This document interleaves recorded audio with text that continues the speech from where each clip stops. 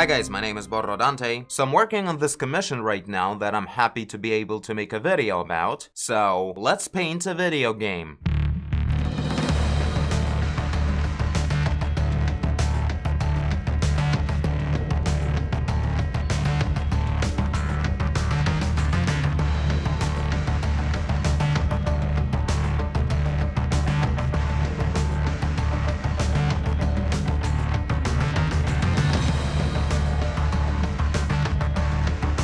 So that was the footage of what I've done up until today. Obviously it lacks the beginning, because I only realized that I'm going for quite a finalized stage already and I should start recording, so that's what I did. But yeah, this whole thing was painted in one sitting. I've sent this to William Queen, who's the client. He is the game developer and he's planning to create a game of his own, and we're making a concept for it. So that's what's happening. The basic idea is that this is a game that would have the nearest reference of Double Dragon, for instance, I believe. Double Dragon, Battletoads, Contra, Mega Man, Teenage Mutant Ninja Turtles. A two-dimensional game where you go to the right, but it's not a platformer where you are completely in two dimensions and you just jump between different pieces of ground. In this case, we have a ground surface that you can go here or there, further or closer, like this. I don't know. I started with drawing this grid. I thought it would help me, but I don't know, I never actually used it during the process. But that's kind of the thing, because William said that he doesn't want to see like a perfect representation of a screenshot of a game. What he needs is to see what the characters are about, what the universe is about, and what the whole, just the atmosphere of the game should look like. So that's what we're working on. As you can see, we have 4 main characters. I assume you can play 4 of them at the same time on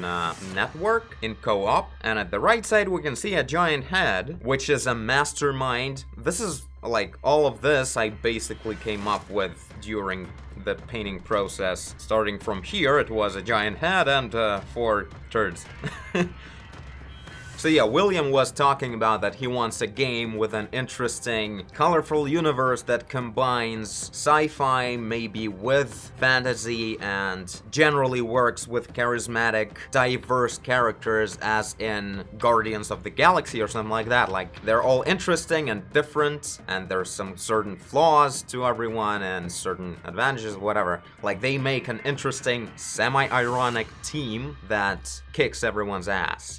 That's the way I read what he said.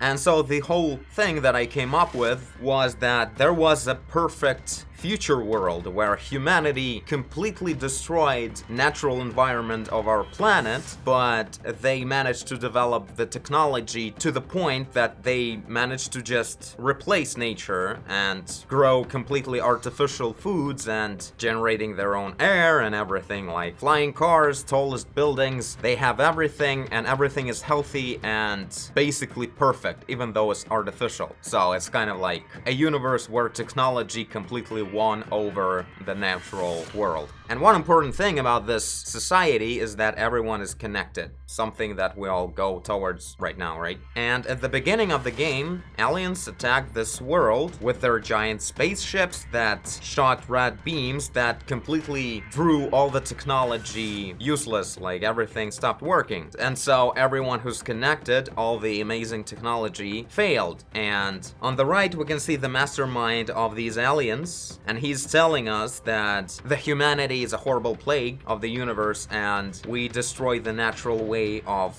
existence, and therefore we're creating a disbalance in the world, so they came to remove the virus of humanity. And since the whole world on Earth is basically sci-fi world, alien technology and alien culture is close to Mayan culture, and all of their power is basically magic. So that's the part where we introduce fantasy to the sci-fi world. And our 4 main characters are actually 4 misfits that weren't connected with the rest of the world because they just didn't fit in. So they're all kind of weird guys. So at the top we have the pilot who lost her job due to her mental issues. We have a construction robot who was outdated and thrown away on the junkyard, so he wasn't connected initially, he's just a very old model. Then we have a retrowave underground hacker man guy who has all his technology at his fingertips and he doesn't require anyone else's help with that. So he's got his thing going on, and he was basically a felon making money on doing some hacker stuff. And finally, we have a red-headed, genetically engineered soldier that happened to get a dolphin brain. So he was a mistake that was also never connected. So yeah, these four guys are about to save the world.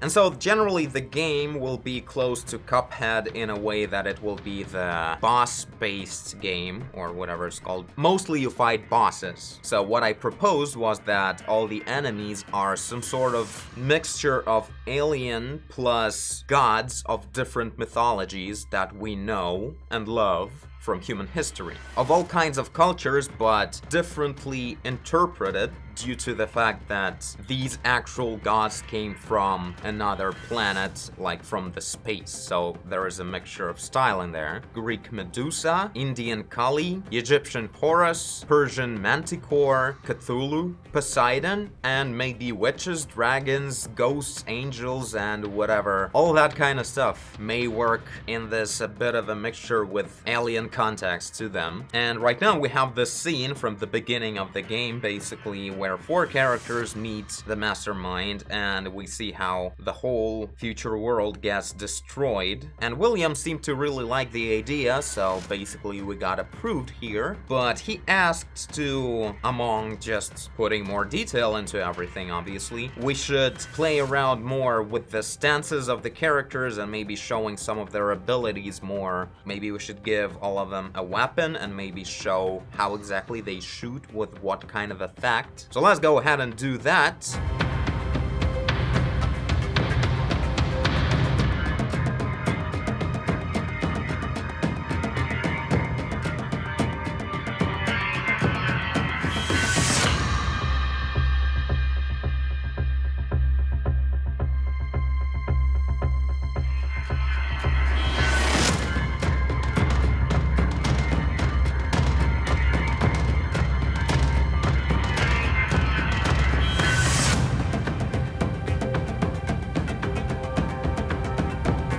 Alright, so here we go so far. Worked through the environment quite a lot, made some sense out of all of this mess, and of course added a whole bunch of details and definition to our mastermind guy.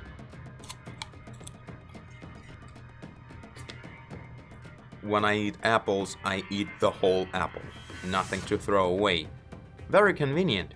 So let's move on to our characters. Put more details onto them and more definition, but right away in more of a battle stance, and showing their weapon in action. Thinking with game mechanics, the flying pilot girl should be throwing bombs, so we're gonna show some bombs. This guy is gonna hit the ground with his powerful fists to create a shockwave. Hackerman will be using his laptop somehow to create some kind of retrowave-ish energy blast with a cool Tron-like neon grid showing up under his feet. And the soldier will be shooting and yelling like a dolphin. Let's move on.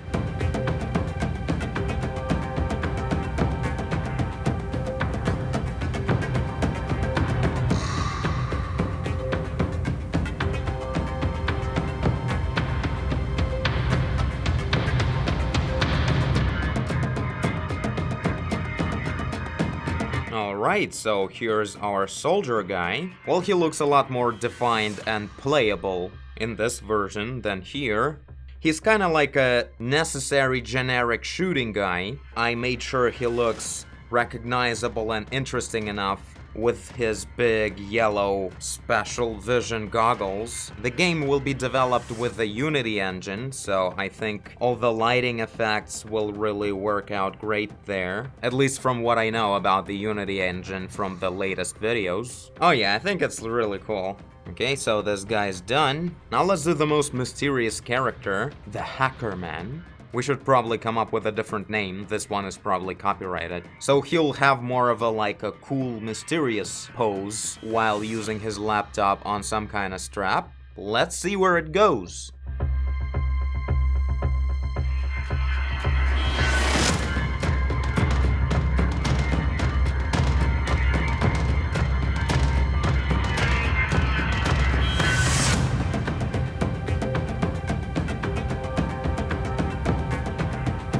Alright, so here we go with the Hacker Man. So his main colors are pink and green, which is very fortunate for the complementary effect. His face may turn from just this little green line into this kind of grid that glows inside of his hood when he's actually attacking. He has this sci-fi laptop that's floating in the air on its own, with a screen that is transparent, even though it's monochromatic. I guess it's better. That's how sci-fi works, right? So at the moment, he's creating like a portal over some enemies that teleports heavy stones over them to hit them down. So basically, this is the kind of thing I was talking about. Aside from that, he uses electricity. Also, William asked to add at least one weapon for every character, like shooting one. Not necessarily, but it's better in that sense that every character would have a basic ability of just shooting.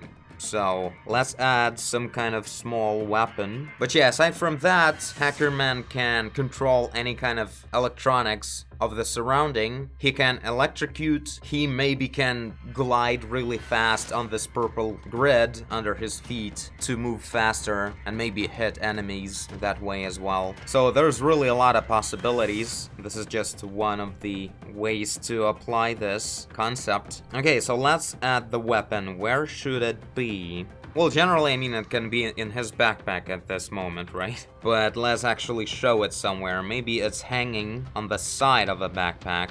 Oh no, wait. Better than that. He should have like a power glove on his hand, right? That will just blast with some kind of force. Probably not a very long distance kind of thing. Cool. So here we go, some kind of blaster glove thing. Awesome. Much more of an elegant solution for this character. Done with the Hacker Man. And now we're left with two more. And I think I'm gonna continue the next day, because I'm really tired right now. Okay, welcome back everyone. It's been about 5 days since the previous moment. Let's continue.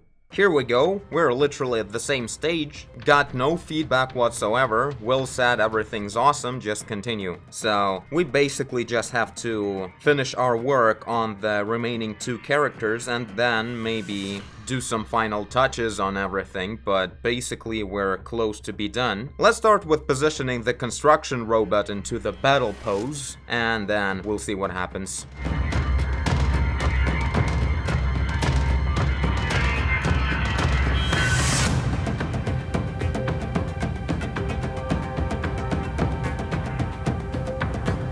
Well, I think this is turning out all great. I love this detail that the arms become actually longer. When you're animating a robot, you need to show some kind of transformations. So this is gonna work pretty cool, I think. Now all that's left is to add some of the details, especially the hard surface elements. Right now, the whole thing looks very smooth and natural. We should make the whole look of this robot more of a angular, straight thing, kind of the way we did in here. And then maybe add like a hit wave from the strike of the character that's going forward and breaking the ground underneath. And of course, I think if this character is gonna have some kind of shooting weapon, it should be happening with the transformation of his arms, or maybe his head. Let's add some kind of element to show that it will maybe there will be a thing in here that opens up like this, and there's a stuff that is shooting maybe liquid cement, maybe different bolts and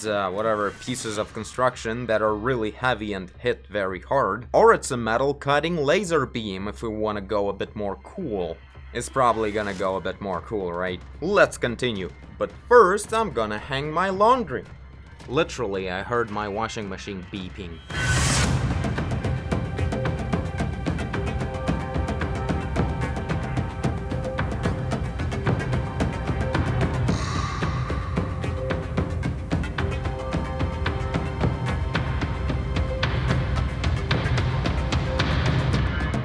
Well, how cool is this? So I added this glowing effect in add layer, and this will be like the main visual effect of this character, like these construction-like sparks that appear when you cut the metal on some construction site or on some factory. These kind of sparks really look like some kind of construction, so it's gonna be a very cool thing to add for this character. And underground, from under the cracks, there's a very strong hot energy underneath. Also, I added some robotic elements here and there. Not too much. He has to look very bulky and heavy armored, so no super precise details, you know. Now let's add the final thing, and here it will work in two ways. On one hand, it can be just a flashlight appearing on the helmet, its initial purpose, but in this case it can be a construction laser.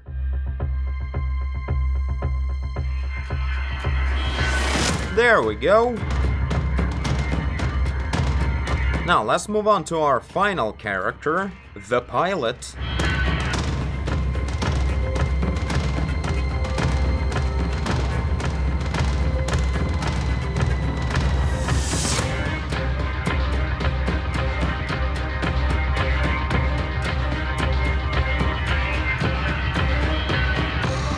Alright, done with the pilot. So the attacking form has like crosshairs in her eyeballs, calculating how to throw bombs or something. And the bombs look like this, kinda reminds me of Portal.